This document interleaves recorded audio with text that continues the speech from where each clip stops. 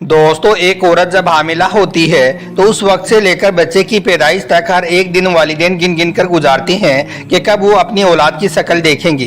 दौरान हमल हर माँ बाप के दिल में यह बात भी जरूर होती है कि उनके यहाँ पर लड़का पैदा होगा या लड़की, यानी कि उनके यहाँ पर बेटा पैदा होगा या फिर बेटी। मगर आज के दौर में साइंस ने इस कदर तरक्की की है कि जच्चा को बच्चे की पैदाइश से पहले ही बता दिया जाता है कि उसके पेट में बेटा है या बेटी। लेकिन सवाल ये पैदा होता है कि बेटा या बेटी पैदा होने की पीछे की हिकमत क्या है। बात जोड़ों के यहाँ पर अल्लाह ताला बेटा क्यों अता करता है और कुछ लोगों को बेटियां क्यों देता है। इस बारे में अल्लाह के प्यारे नबी हजरत मोहम्मद सल्लल्लाहु अलैहि वसल्लम ने आज से 1400 साल पहले ही हमें बता दिया था कि बेटा या बेटी पैदा होने की पीछे की हिकमत क्या है। आज के इस वीडियो में हम आपको बेटा या बेटी पैदा होने के हवाले से पूरी जानकारी देने वाले हैं और साथ ही इसके बारे में कुछ ऐसी जानकारी भी देने वाले हैं कि जिसके बारे में शायद आपने इससे पहले कभी नहीं सुनी होगी। इसलिए आज का यह वीडियो आप सभी के लिए बहुत ही ज़्यादा खास है। आप इसको आखिर तक ज़रूर देखें और मेहरबानी करके इसे शेयर भी कर दें ताकि और भी लोगों के पास में यह वीडियो पहुँच जाए। तो चलिए दोस्तों, शुरू करते हैं। दोस्तों, बच्चे खुदा की तरफ से अता करदे अनमोल तोहफे होते हैं। इसीलिए अल्लाह के प्यारे नबी ने फरमाया है कि बेशक औलाद की खुशबू जन्नत की खुशबू होती है और एक नेक और सालेह औलाद हर माँ बाप के लिए अल्लाह ताला की तरफ से एक अजीब नेमत होती है। यही वजह है कि हर माँ बाप की यही ख्वाहिश होती है कि उसके पैदा होने वाली औलाद नेक और सालेह पैदा हो। इस हवाले से अल्लाह के प्यारे नबी ने इरशाद फरमाया है कि हामिला औरतों को चाहिए कि वो हमेशा खुश रहे, रोजाना गुस्ल करे, पाक साफ कपड़े पहने, ग़िज़ा हल्की खाए, खूबसूरत तस्वीरें देखी, मगर याद रहे कि तस्वीरें किसी जानदार की ना हो। बेवक्त खाने या पीने या सोने से परहेज करे, फलों का ज़्यादा से ज़्यादा इस्तेमाल करे, नमाज पढ़ना ना छोड़े, कुरान पाक की तिलावत करे और ख़ास करके सूरह मरियम की तिलावत करे। अगर आप यह अमल कर लेती हो तो आपके होने वाला बच्चा खूबसूरत और फरमाबरदार पैदा होगा। मगर दोस्तों, इसके साथ ही आप यह भी याद रखें कि बेटा या बेटी देना या ना देना ये अल्लाह ताला के इख्तियार में है।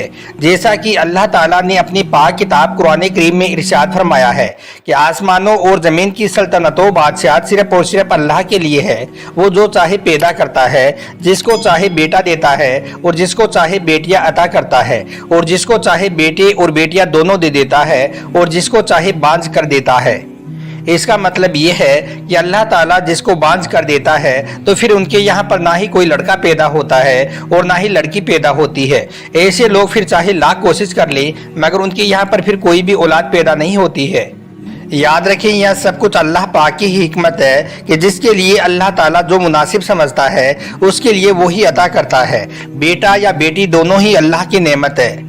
लेकिन याद रखें, अल्लाह ने कुरान पाक में पहले बेटियों का जिक्र किया है, लेकिन अफसोस आज कुछ लोग बेटियों को अपने ऊपर बोझ समझते हैं और वो बेटियों को पैदा ही नहीं करना चाहते हैं। अगर हम अपने आसपास के मुआशरे पर नज़र करें तो हम में से बहुत से लोग ऐसे हैं कि जिनके यहाँ पर बेटा पैदा होने की बड़ी आरज़ुएं और तमन्नाएं की जाती हैं। फिर जब इनके यहाँ पर लड़का पैदा हो जाता है तो ऐसे घर में फिर बहुत ही ज़्यादा खुशियों का इजहार किया जाता है। लेकिन अगर ऐसे घर में बेटी पैदा हो जाती है तो फिर खुशियाँ नहीं बल्कि मातम मनाया जाता है। कई बार तो बेटी की पैदाइश पर शोहर अपनी बीवी पर और इसी तरह से घर के दूसरे लोग भी उस औरत पर नाराज होते हैं। हालांकि इसमें औरत का कोई भी कसूर नहीं होता है, ये सब कुछ अल्लाह के हाथ में होता है। किसी को जर्रा बराबर भी एतराज करने का कोई हक नहीं है। याद रखें, जो लोग बेटियों की पैदाइश पर नाराज होते हैं वो लोग हजरत अली की यह हिकायत भी जरूर सुने। कहते हैं कि मदीना में एक शख्स था जिसके यहाँ पर जब भी बेटी पैदा होती थी तो वो उस पर अफसोस करता था।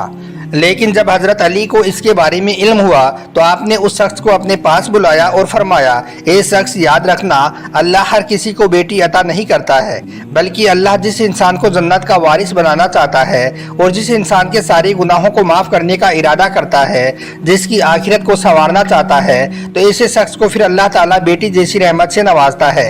अल्लाह उस शख्स को अजीज रखता है जो बेटी को महबूब रखता है, उसकी अच्छी तरह से परवरिश और तरबियत करता है। ایک مرتبہ اللہ کے پیارے نبی کہیں سفر پر جا رہی تھی۔ آپ کے ساتھ میں کچھ صحابہ کرام بھی موجود تھے۔ راستے میں ایک جگہ پر صحابہ کرام نے عرض کیا، یا رسول اللہ، اس فلاں گھر سے نور چھن چھن کر باہر نکل رہا ہے۔ یا رسول اللہ، آپ پر ہمارے ماں باپ قربان، اس گھر میں ایسا کیوں ہو رہا ہے؟ تو یہ سن کر اللہ کے پیارے نبی نے ارشاد فرمایا کہ یا تو اس گھر میں کسی یتیم کی پرورش ہو رہی ہے یا پھر اس گھر میں کسی بیٹی کی ولادت ہوئی ہے۔ یاد رکھو، وہ گھر نور سے بھر جاتا ہے جس گھر میں بیٹی پیدا ہوتی ہے۔ اس لیے دوستو یاد رکھیں، بیٹی کی پیدائش پر بجائے افسوس کرنے کی خوشی کا اظہار کرنا چاہیے اور سوچنا چاہیے کہ اللہ نے اپنی رحمت کی صورت میں بیٹی کی نعمت عطا فرمائی ہے۔ اب دوستو بات ہو رہی تھی اس حکمت کے بارے میں جو کہ بیٹا یا بیٹی پیدا ہونے کے پیچھے اللہ کے پیارے نبی نے بیان فرمائی ہے۔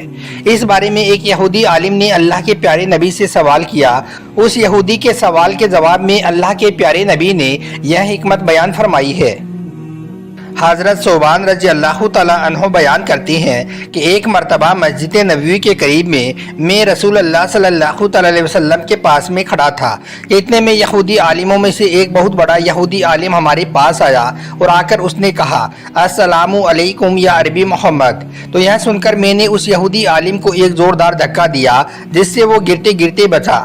یہ دیکھ کر اس نے کہا کہ تم نے مجھے دھکا کیوں دیا؟ تو میں نے کہا کہ تو اللہ کے پیارے نبی کا نام لیتا ہے، رسول اللہ صلی اللہ علیہ وسلم کیوں نہیں کہتا ہے؟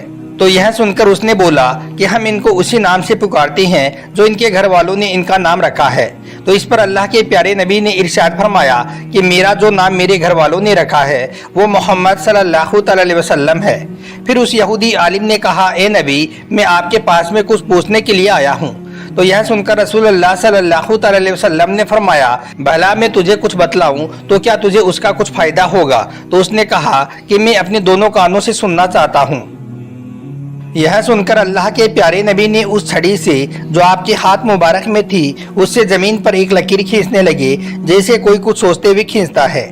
اس کے بعد آپ صلی اللہ علیہ وسلم نے فرمایا، اے یہودی پوچھ۔ تو اس یہودی نے کہا، اے نبی، جس دن یہ زمین آسمان بدل کر دوسرے زمین اور آسمان ہو جائیں گے تو لوگ اس وقت کہاں پر ہوں گے؟ تو یہ سن کر اللہ کے پیارے نبی نے ارشاد فرمایا کہ اس وقت لوگ اندھیرے میں پل صراط کے پاس میں کھڑے ہوں گے۔ پھر اس یہودی عالم نے پوچھا کہ اس کے بعد میں سب سے پہلے کون لوگ ہوں گے جو اس پل صراط کو پار کریں گے؟ تو اس پر اللہ کے پیارے نبی نے فرمایا کہ وہ لوگ مہاجرین میں محتاج ہوں گے۔ یہاں پر مہاجرین سے مراد وہ لوگ ہیں جو اللہ کے پیارے نبی کے ساتھ گھر بار چھوڑ کر نکل گئے تھے اور فقر و فاقوں کی تکلیف پر صبر کیا اور اس دنیا کو لات ماری۔ اس کے بعد اس یہودی نے کہا کہ پھر جب وہ لوگ جنت میں جائیں گے تو ان کا وہاں پر پہلا ناشتہ کیا ہوگا؟ تو اس پر اللہ کے پیارے نبی نے فرمایا کہ مچھلی کے جگر کا ٹکڑا جو نہایت ہی مزیدار اور مغوی ہوتا ہے۔ یہودی نے کہا کہ پھر صبح کا کھانا کیا ہوگا؟ تو اللہ کے پیارے نبی نے فرمایا کہ ان کے لیے پھر وہ بیل کاٹا جائے گا جو جنت میں چرا کرتا تھا۔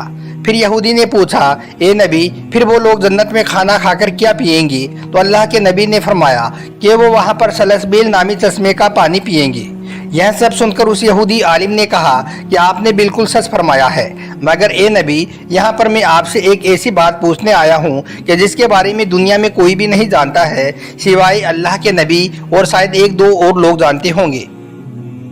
یہ سن کر اللہ کے پیارے نبی نے فرمایا، اے یہودی، اگر میں تجھے وہ بات بتلا دوں تو کیا تجھے اس کا کچھ فائدہ ہوگا؟ تو اس نے کہا، اے اللہ کے نبی، میں اپنے دونوں کانوں سے سننا چاہتا ہوں۔ اس کے بعد اس یہودی عالم نے کہا، اے نبی، میں بچے کے بارے میں کچھ پوچھنا چاہتا ہوں۔ آپ مجھے یہ بتائیں کہ پیٹ میں جو بچہ ہوتا ہے اس کا ہم کیسے پتہ لگائیں کہ پیٹ میں جو بچہ ہے وہ بیٹا ہے یا بیٹی؟ اتنا سنتے ہی اللہ کے پیارے نبی نے ارشاد فرمایا، اے یہودی، یاد رکھنا، مرد کا پانی سفید ہوتا ہے اور عورت کا پانی زرد ہوتا ہے۔ جب یہ دونوں اکٹھے ہوتے ہیں تو بچہ پیدا ہوتا ہے۔ اب اگر مرد کی منی عورت کی منی پر غالب ہو جاتی ہے تو پھر اللہ کے حکم سے بیٹا پیدا ہوتا ہے، اور اگر عورت کی منی مرد کی منی پر غالب ہو جاتی ہے تو پھر اللہ کے حکم سے بیٹی پیدا ہوتی ہے۔ تو یہ سن کر اس یہودی عالم نے کہا، اے اللہ کے نبی، آپ نے بالکل سچ فرمایا ہے، بے شک آپ اللہ کے سچے نبی ہو۔ پھر وہ لوٹا اور وہاں سے واپس چلا گیا۔ پھر رسول اللہ صلی اللہ علیہ وسلم نے ارشاد فرمایا کہ جب اس یہودی نے مجھ سے یہ سوال کیے تھے تو مجھے ان کے بارے میں کچھ بھی علم نہیں تھا، لیکن اللہ نے مجھے غیب سے ان کا علم دے دیا۔ سبحان اللہ۔